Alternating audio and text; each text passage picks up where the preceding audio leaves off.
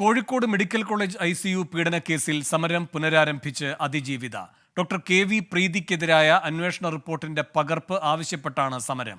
Kozhikode city police കമ്മീഷണറുടെ ഓഫീസിന് മുന്നിലാണ് സമരം. അഭിജിത്ത് മുഴക്കുന്ന് കോഴിക്കോട് നിന്ന് കൂടുതൽ വിവരങ്ങളുമായി ചേരുന്നു.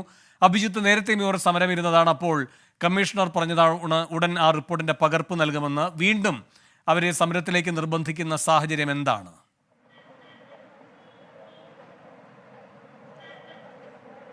വേണു, കമ്മീഷണർ ഓഫീസിന് മുന്നിൽ അതിജീവിത ഇങ്ങനെ ഇരിക്കേണ്ടി വരുന്ന കാഴ്ച വളരെ ദയനീയമാണ്, ക്രൂരമാണ്. വേണു സൂചിപ്പിച്ചതുപോലെ തന്നെ നേരത്തെ അതിജീവിതയ്ക്ക് തൻ്റെ പരാതിയുമായി ബന്ധപ്പെട്ട ഒരു ഉറപ്പ് IG-യിൽ നിന്നടക്കം ലഭിച്ചിരുന്നു. പക്ഷേ ആ ഉറപ്പ് പാലിക്കപ്പെട്ടില്ല എന്നുള്ളതാണ് വീണ്ടും ഒരു സമരത്തിലേക്ക് അതിജീവിതയെ പ്രേരിപ്പിച്ചിരിക്കുന്നത്.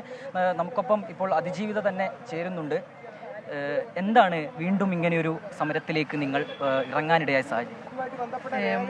IG-നോട് മുഖ്യമന്ത്രി നിർദ്ദേശിച്ച പ്രകാരം അവരെ അന്വേഷിച്ച് റിപ്പോർട്ടിന് ആവശ്യപ്പെട്ടിരുന്നു.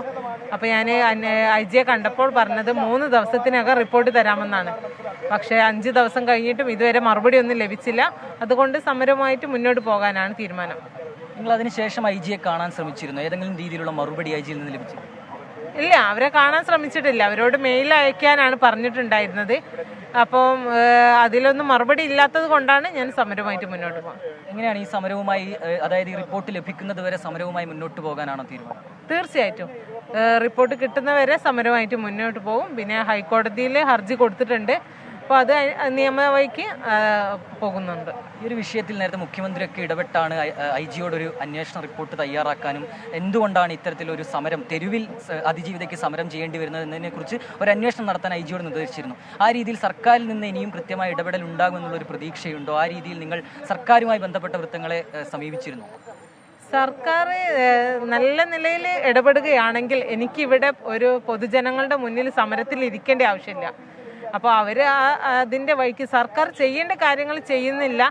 അവർ ഒരു അതിജീവിതയെ എങ്ങനെ സംരക്ഷിക്കണമെന്നല്ല, അല്ലെങ്കിൽ അവരുടെ പരാതി എങ്ങനെ അംഗീകരിക്കണം എന്നുള്ള അവർക്കൊരു തീരുമാനമില്ല. അപ്പോൾ അതുകൊണ്ട് സമരമായിട്ട് മുന്നോട്ട് വന്നാണ്. അപ്പോൾ അതിൽ സർക്കാരിന് തന്നെയാണ് തോൽവി. അവർ ചെയ്യേണ്ട, അവർ ഒരു പ്രതിയെ സംരക്ഷിക്കുകയല്ല വേണ്ടത്. ഇങ്ങനെ ഒരു അപകടം ഇല്ലാതിരിക്കാൻ വേണ്ടി ഇനിയും മുൻകരുതൽ എടുക്കേണ്ടതുണ്ട്.